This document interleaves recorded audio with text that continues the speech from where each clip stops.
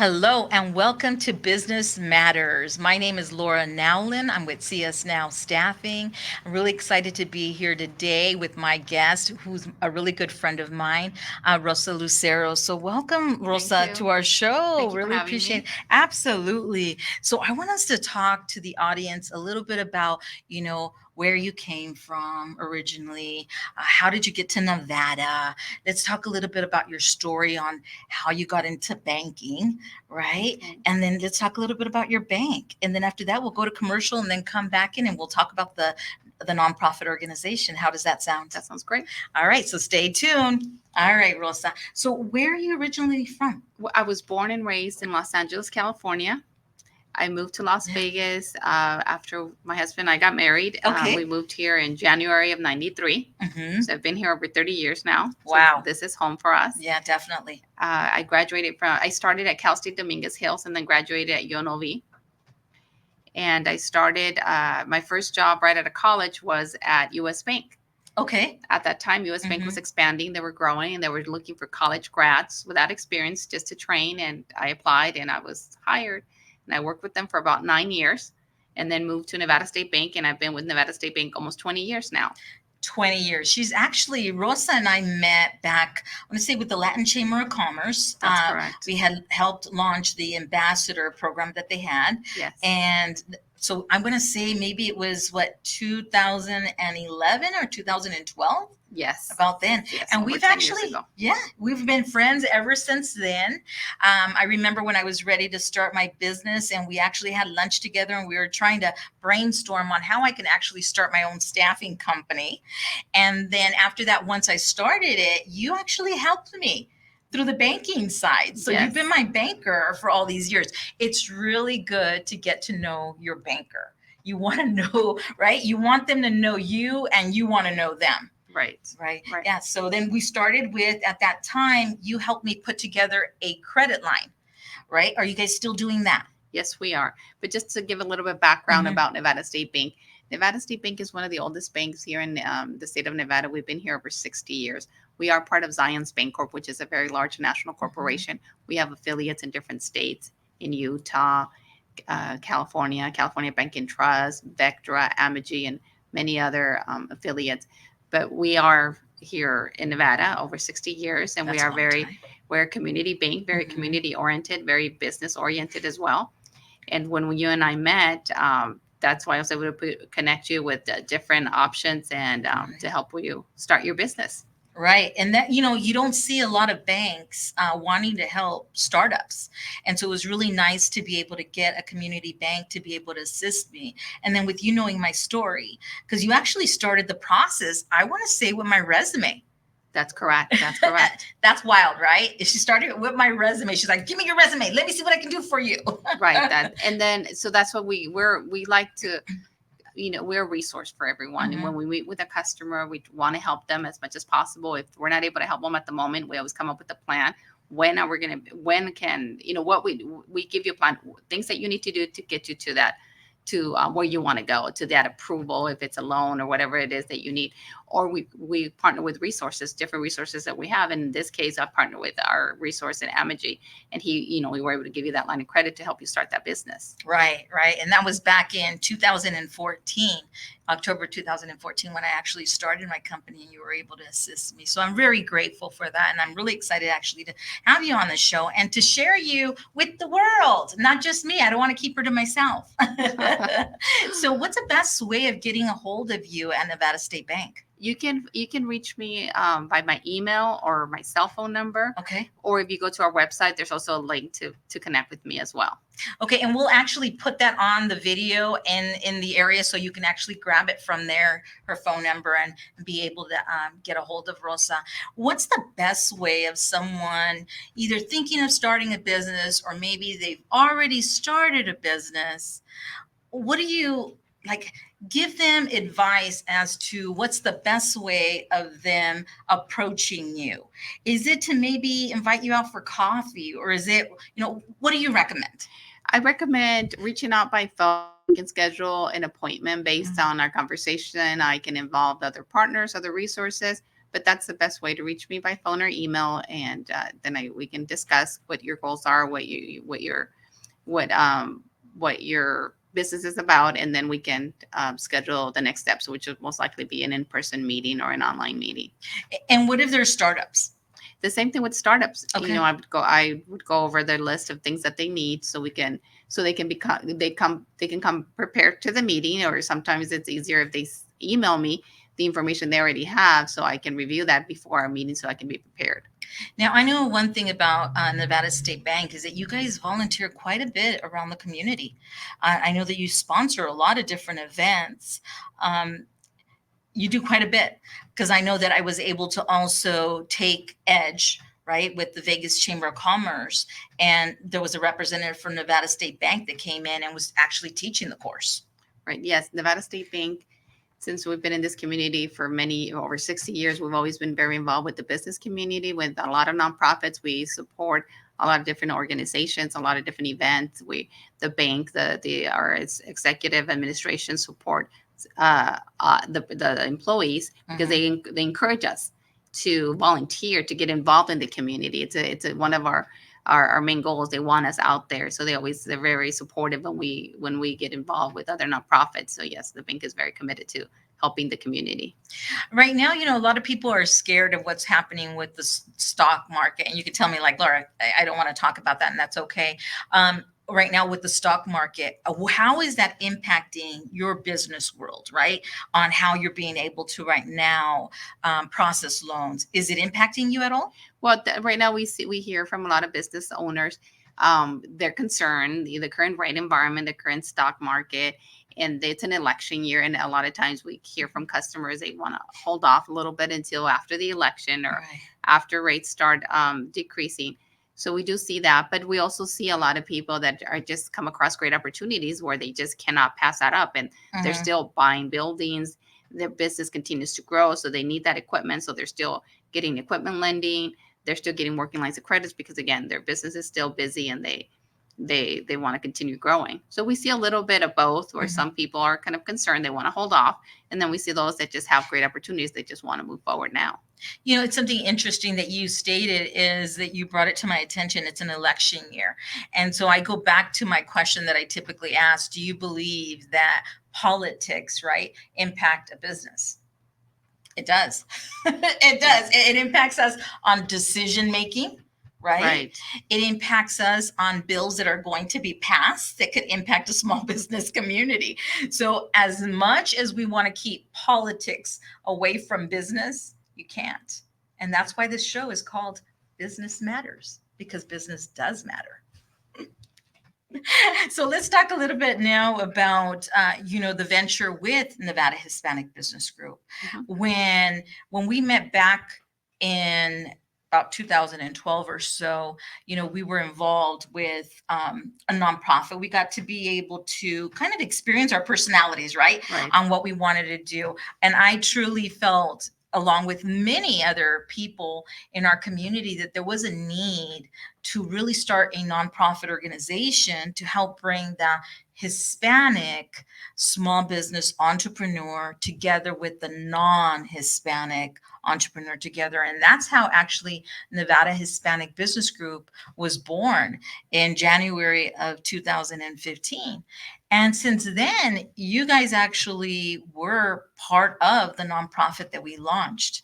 You were actually our first sponsors that we had gotten for the nonprofit.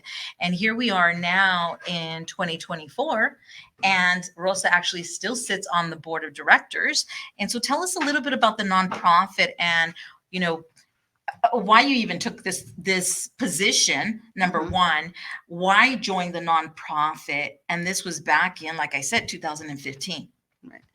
Well, I joined the nonprofit, again, part of being with Nevada State Bank. They encourage us, they support us when we get involved with nonprofit organizations to give back to the community. And being in the role that I'm at, working as a business relationship manager, I felt it was a great fit for me to help get involved and sit on a board of a nonprofit that wants to cater to helping small business owners get information, get resources. So it was a great fit for me, and been involved since. Do you believe that it's helped you also, as you know, in your role, to even be able to bring more business to the bank? Definitely, every networking event that we have, we always have new faces. We always have the time. We give everybody that attends, we give them a few minutes to talk about their business, what they do, and we're always and there's always somebody new that has questions that they want to connect with you, or they have a need. So definitely, I've been able to connect with a lot of great people. We've also been able to connect others. If we know somebody's looking for a new insurance agent, and we know somebody in our organization that has a great reputation and works very closely with the business community, we connect them. So that's how we partner with our members. No, that's really good to know. So I just want to encourage bankers out there to definitely sit on a board, right? And assist with the nonprofit organizations out there in our community. With Nevada Hispanic Business Group, right now, where are places that they could follow the nonprofit? You can follow us on Facebook. You can also follow us on Instagram and on our webpage as well. Okay, and it's spelled out the whole name now, Nevada Hispanic Business Group. Yes. Is it .com or .org? .com. .com on the website. So make sure you go on there. I am one of the founders of the organization. I truly continue trying to support the organization, and I want to make sure that continue flourishing. I also want to stop and say thank you very much to See Us Now Staffing for sponsoring today our conversation here with Rosa Lucero, and to be able to give a shout out to Nevada State Bank for allowing Rosa to actually be on our show, and a big shout out to Nevada Hispanic Business Group. We're going to go ahead and go to commercial, but we'll be right back. Introducing See Us Now Staffing, led by yours truly, Laura Nowlin. As the founder and president, I bring over 17 years of expertise in sourcing for talent, building winning teams of professionals, marketing, and workforce development. At See Us Now Staffing, we're not just a staffing agency. We're your strategic partner in building a winning team of professionals for your business. My passion for community service extends to connecting entrepreneurs with local resources. Recognized by the Small Business Administration as the 2022 Nevada Family-Owned Business of the Year, we're not just changing the workforce landscape, we're defining it.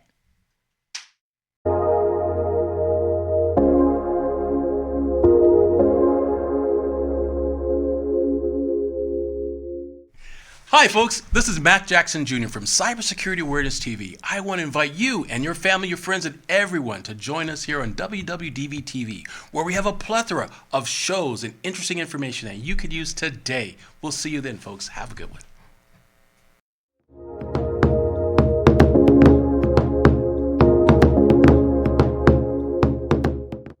Well, thank you for staying tuned with us here at Business Matters, and thank you so much to our sponsor, See Us Now Staffing, who brought this show to us today. I want to thank Rosa Lucero one more time from Nevada State Bank and Nevada Hispanic Business Group for joining me today. Rosa, again, thank you so much for staying with me here, and let's go ahead and share a little bit more about, what drove you to go into banking and what keeps you there? Well, I decided to start in banking because I've always wanted to. I always had an interest in finance. Okay. And after being a recent graduate of UNLV, it was just a great opportunity. This community was growing. The business community was growing. So it was just a perfect fit. And I fell in love with it. And I enjoy it very much. I love helping business customers. I love helping people achieve their goals, their dreams. I love helping them buy that business, expand, buy the building that they've been dreaming of. Right. That's why I do it. So I know that some banks have an appetite for certain type of industries, and other banks have an appetite for something different. Where one bank, you may go to them and they're like, no, that's not a right fit for us, but maybe such and such bank you might be a good fit for. What is the type of appetite that you guys have right now? Like, what are the type of businesses that you guys are truly looking for at this time? We don't have anything specific that we're looking for now, but when we meet with a customer, we do review their finance, review their situation, and then determine if we're able to help them. We have different lines of business at our bank to help customers. So, for example, we have a division that only helps our professionals, our CPAs, our attorneys, our doctors, our medical professionals. they have that expertise to only assist them. So if I come across with a customer that's in that industry, I immediately connect them with that partner because they have the resources that they need to be able to assist them. That's all they work with. So each of you guys have a specialty, Correct. right, as individuals. Correct. And so then Correct. when they meet with you for the first time, it may not be your specialty, but there's someone else in your team that could specialize in that particular industry. That's correct. And then we have our business bankers that handle those smaller businesses that are just starting, that don't require as much assistance. We have those that assist them with all their financial needs, with all their banking needs. And then I'm kind of in the middle. I have a portfolio of business clients that I manage. I'm their main contact for everything. I like to describe my department as a private bank for business owners. Okay. I'm their main contact for everything. Now, that doesn't mean that I'm the expert in every area of the bank, because I'm not, but I have partners and resources that help me help the client. So, for example, if one of my business clients decides that they want to build their custom dream home finally, then we have a mortgage banker that they handle construction, ground up construction, custom homes, and they have a specialty in dealing with just business owners. So business owners have more complex tax returns. They have that expertise. So I facilitate the introduction, I connect them, and I help with the process. And then that's how I assist my customers if now they want to start offering a retirement plan for their employees, and we have a department for that. So I connect them, but I'm the main contact for them for everything. Their main touch point for everything. So when someone is ready to meet with you, what type of documents should they be bringing to meet with you?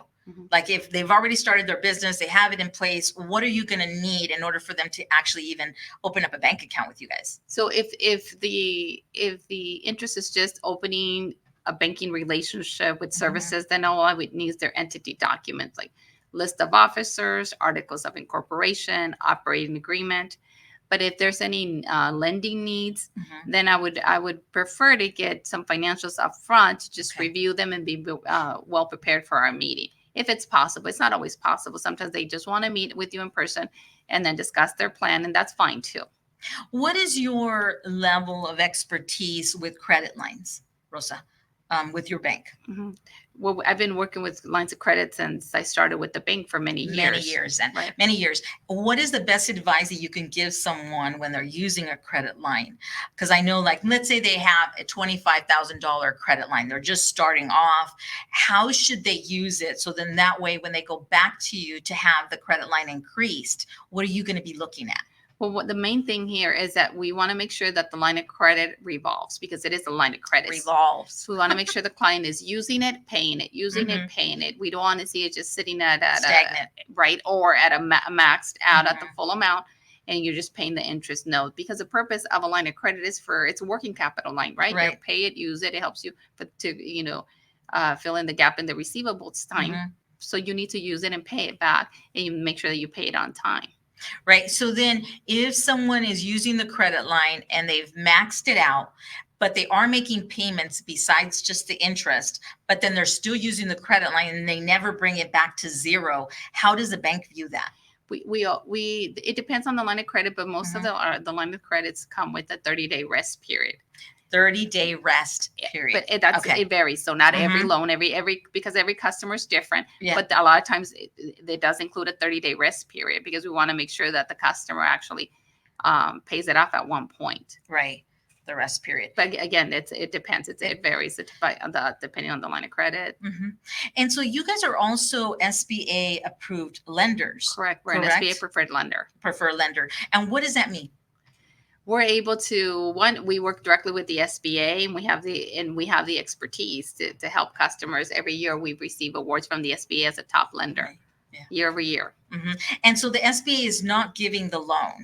What they're doing is guaranteeing it. So if someone defaults, then they cover the loan. Well, on the loans, SBA, the 504 loan, we do collaborate with the SBA. We do both loans. We do the bank portion, which is the 50% portion, and then the SBA does the 40%. But we do both loans, and then the SBA pays us off within 6 months. So then on the 504 program, they do give you part of the loan, it is given by the SBA. Okay, so then the 504 loan, is that to buy a building? It's meant to buy a building. You can also Okay. use it for equipment, Oh, okay, equipment. and you only need 10% down. Okay, 10% down. Mhm. And so how much expertise do you have with actually helping and guiding someone that wants to purchase their own property, not so much in residential, but in commercial? Well, I've been doing this for over 30 years You now. say 30 years. And many times when we meet the customers and it's the very first time they're buying a building, they're very nervous, Right. and they need a lot of assistance, and we do a lot of hand holding. We walk them through the Mhm. whole process from starting from completing forms, pre-filling forms for them, to meeting with them and just having them sign, we try to make the process as easy as possible. How much experience do you have in the construction industry? Like if we had a bunch of construction companies and we wanted to refer them to you, would you be the point of contact, or would it be someone else of your team? No, we handle that in our department. Okay, so But you do. depending on the size of the company and the size of the needs, we do have another department, our corporate banking department. They handle the larger, more complex businesses. Awesome. What other products do you guys have right now that you would like to talk about? Maybe the credit cards. How easy, how hard, how difficult is it to actually get a credit card, a business one, from your bank? Well, yeah, we have business credit cards, and then we have our commercial credit cards, which is the purchasing card. Those are very popular now. It's because it comes with a lot of different reporting, a lot more access for the business owners. You have the ability to issue your own cards, temporary cards. You can delete users. You can increase limits. You can also put blocks on the account. For example, if you want the employee to only have a limit of $1,000 and they're restricted to just fuel, you can do that, or restrict it, or you can just completely eliminate any purchases made at grocery stores. You can do a lot of different customizations, and it gives you a lot of reporting, which gives you the ability to just manage your credit card processing a lot easier. Right. And if they detect fraud, you immediately get a call. I love it. I love it. So let's talk a little bit about the God, what is it called? Positive pay. Positive pay. Because with staffing companies, it's very common. Okay, very common, especially when we used to draw out paper checks, that they would reproduce the checks. So a lot of fraud goes on. And so I remember when I first started with the bank, one of the things that they recommended is I go on positive pay. And so let's talk a little bit about positive pay, because I think that's a very useful service that you guys offer. Correct. So currently we're seeing a huge problem with fraud. Oh, yes. And fraud is just daily. We see new things coming up. There's days when just in our department, we have 10 new cases of fraud. And fraud now is in many, many different ways. But one of the ways we go about protecting our clients is through positive pay. And what positive pay does is it helps you protect your accounts for fraud. The way it works is the customer has to upload a file to us of all the checks that they issue, and then we put it into our system. Then when any check clears, either in the office or at a branch, it compares that to that check is compared to the list that the client gave us. We compare the check number, the amount, and the payee. If for any reason a check doesn't match, we send the notification to the client and give them up to 2 o'clock to tell us, is this a good check, or is this a bad check? If it's a bad check, obviously you reject it, but your account doesn't get impacted because we have that block. We have that security. You're protecting your assets, and it works for ACHs as well. So it's a system that saved a lot of money for many customers and a lot of headaches too. Definitely. I love that feature. And every day we actually go on and we upload all the information, like Rosa said, of the checks that we are cutting. And then once they start receiving the checks on their end, the bank's end, we receive an email saying, are you going to approve, right? Accept or reject. And many times have we found fraudulent checks trying to clear, right? On one time, there was a thing where one did clear, even though we rejected it, but the bank made us whole. They realized that someone made a mistake. It wasn't our mistake, but you guys made us whole. So I really do appreciate that you guys stand behind your word and your promise. If we're under positive pay and there is something that goes wrong, they will do the investigation and make you whole again. So I do appreciate that. So the time has already flown by, Rosa. So what other words would you like to leave? Any words of encouragement to anybody out there that's looking to talk to a banker or even the Nevada Hispanic Business Group? Anything that you would like to share with an audience before we end for the day? Well, if you have any questions with anything related to your business on the personal side too, please feel free to reach out to me. I can be a resource for you. And if you're looking for resources as well, please join one of our meetings for the Nevada Hispanic Business Group. We're always, every month we have our meetings on the second Thursday of every month in the morning, and then we have our evening events quarterly. So please feel free to reach out to us, and we're here to assist you. Yeah, so definitely follow Nevada Hispanic Business Group on Facebook, Instagram, and go to their webpage. Okay, their Buenos Dias, which is the second Thursday of every month. It's at 9 o'clock in the morning. So just go ahead and schedule your calendar in advance because it happens every single month. And that's the best place to actually connect with a nonprofit organization. Once again, Rosa, my friend, thank you so much for being on the show with us. Yes, thank you. And thank you to See Us Now Staffing for sponsoring today's segment. Have a great day, and we'll see you on the next one.